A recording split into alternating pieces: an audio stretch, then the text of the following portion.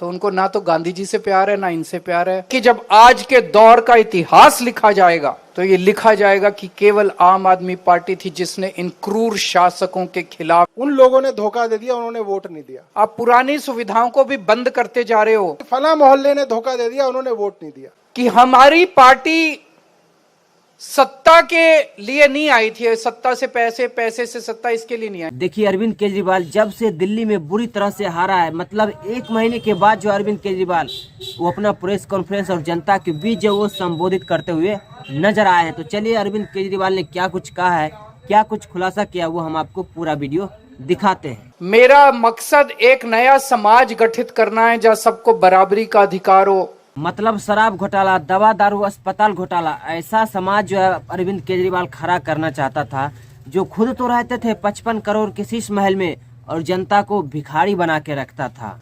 सबको बरा जाति धर्म की भेदभाव नहीं होना चाहिए। अरे केजरी चचा, जाति धर्म में भेदभाव नहीं किए हो। 10 साल तक दिल्ली में मुल्ला मौलाना को 18,000 की महीना देता रहा और पुजारियों ग्रंथियों को ठेंगा दिखाता रहा। जब लगा केजरीवाल को कि अब हमारा सत्ता जाने वाला है, तब जाकर केजरीवाल ने पुजारियों ग्रंथियों को 18,000 महीना देने का वादा किया। आज भगत सिंह की आत्मा अगर आसमान में होगी तो वो क्या सोच रही होगी, आंसू बहा रही होगी भगत सिंह की। इसीलिए मैं फांसी चढ़ा था, भगत सिंह सोच रहे होंगे, इसीलिए फांसी चढ़ा था मैं। बिल्कुल सही कहा केजरीवाल ने कि भगत सिंह जी की आंखों से आंसू आता होगा, ये सोचकर जब केजरीवाल ने कहा था कि हरियाणा की सरकार ने दिल्ली के यमुना नदी में पानी में जहर मिलाकर भेजा है दिल्ली वालों को पीने के लिए। इससे घटिया राजनीति कौन कर सकता है। राहुल गांधी भी इतना घटिया बयान नहीं दिया था जितना कि केजरीवाल ने दिया है। बाबा साहब अम्बेडकर की और शहीद आजम भगत सिंह की तस्वीर हटा दी उन्होंने। मेरे को तो बहुत तकलीफ हुई, मुझे तो बहुत तकलीफ हुई। तो उनको ना तो गांधी जी से प्यार है ना इनसे प्यार है। असल मुद्दा तो सीएजी का रिपोर्ट है। अरविंद केजरीवाल और आतिशी मार्लेना को लगा कि अब हमारा चाल चरित जनता के सामने आ जाएगा कि हम कितने के घोटालेबाज किए हैं, सीएजी की रिपोर्ट में खुलासा हो जाएगा। इसलिए जो है आतिशी मार्लेना और अरविंद केजरीवाल अंबेडकर और भगत सिंह जी का तस्वीर हटाने का मुद्दा उठाया, क्योंकि अरविंद केजरीवाल जब जेल गया था तब महात्मा गांधी का तस्वीर जो है वो अपने ऑफिस से निकाल कर कचरे के डब्बा में फेंक दिया। उस टाइम जो उस दिन अरविंद केजरीवाल को दुख तकलीफ नहीं हुआ था। कंडक्टर ने देने से मना कर दिया। कंडक्टर ने बोला कि हमें ऊपर से आदेश आया है कि जिन जिन महिलाओं के पास फोन है उनको टिकट नहीं देनी, वो फोन पे ऐप डाउनलोड करके ऐप से टिकट ले ले।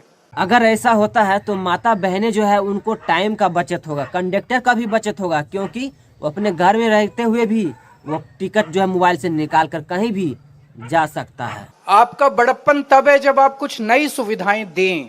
तो ऐसा सुविधा नहीं होना चाहिए जो अपने मोबाइल से ही ऐप डाउनलोड कर जो है टिकट निकाल सके। ये एक सुविधा नहीं हुआ, ऐसा सुविधा केजरीवाल दिया था क्या? जो आज मौजूदा सुविधाएं दिल्ली के लोगों को मिल रही हैं वो बंद ना करें। अरे फर्जी चाचा, ये कहानियां सुनाना बंद कर दीजिए, क्योंकि ये पुराना हो गया। चुनाव में भी यही कहानियां सुनाया करता था कि अगर सत्ता में आया तो फिर ये जितने भी हम सुविधाएं दिए हैं वो सबको रद्द कर देगा, क्योंकि वो सब सुविधाएं वो चालू है। कि हमारी पार्टी सत्ता के लिए नहीं आई थी, सत्ता से पैसे, पैसे से सत्ता, इसके लिए नहीं आई। हमारी पार्टी बाबा साहब अम्बेडकर और शहीद आजम भगत सिंह के सपनों को पूरा करने के लिए आई है। ये गलत बात बोले हो फर्जी चचा, क्योंकि सत्ता के लिए नहीं पैसा के लिए आए हो।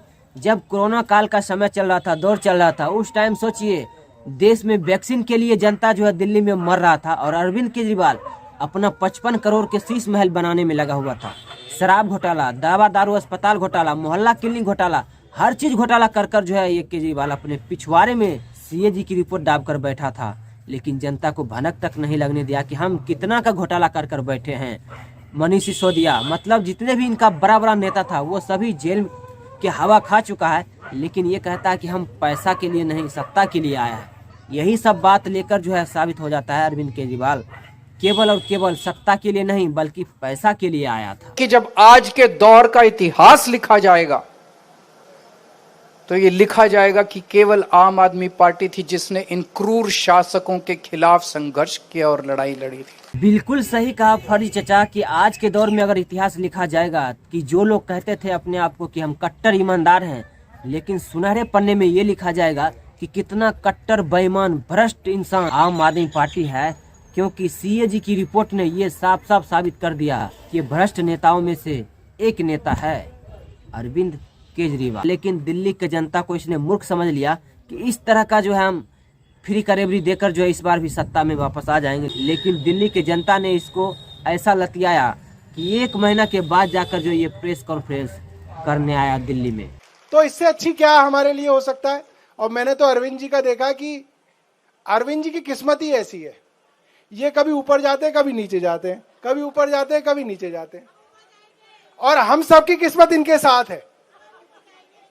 और ये जितना नीचे जाते हैं, वो बॉल होती है ना, उसको नीचे मारो वो उतनी ऊपर जाती है। मेरा ये तजुर्बा है, अरविंद जी जब जब नीचे गए हैं ये दुगनी स्पीड से और ऊपर गए हैं।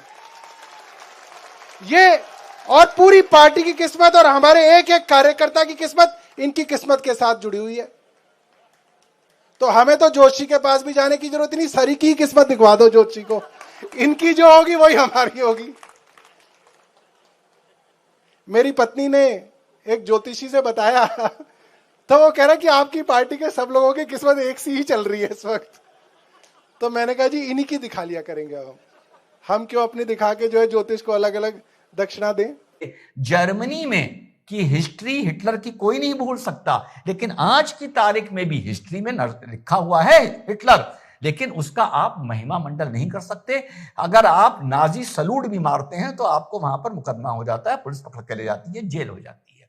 लेकिन यहां पर बहुसंख्यक की भावनाओं की अगर आपको बाल बराबर भी कदर हो, बाल बराबर भी कदर नहीं है वैसे, अगर हो और औरंगजेब से भी प्यार हो तो इतना ही कर दो, कम से कम चुप रहो। लेकिन नहीं, बहुसंख्यक को चिढ़ाने के लिए तुमको औरंगजेब का महिमा मंडल करना है, उसमें कुछ ढूंढना है जो तुम्हें ऐसा कहने को मिल जाए कि तुम्हें औरंगजेब की तारीफ करने को मिल जाए। अगर ढूंढने पर आओगे तो हिटलर में भी कुछ ना कुछ मिल जाएगा तारीफ करने के लिए, अगर ढूंढने पर आओगे तो रावण में भी मिल जाएगा कुछ ना कुछ तारीफ करने के लिए, और अगर ढूंढने में आओगे तो फिरौन में भी कुछ ना कुछ मिल जाएगा तारीफ करने के लिए।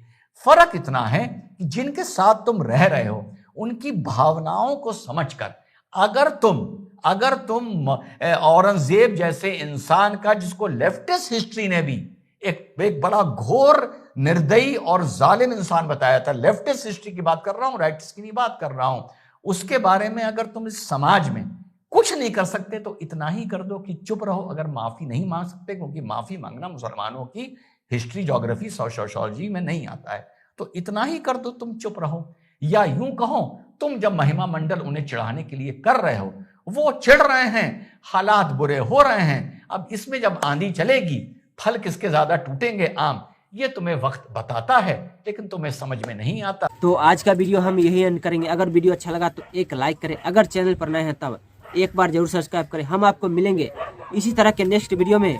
जय हिंद, जय भारत, जय जय श्री राम।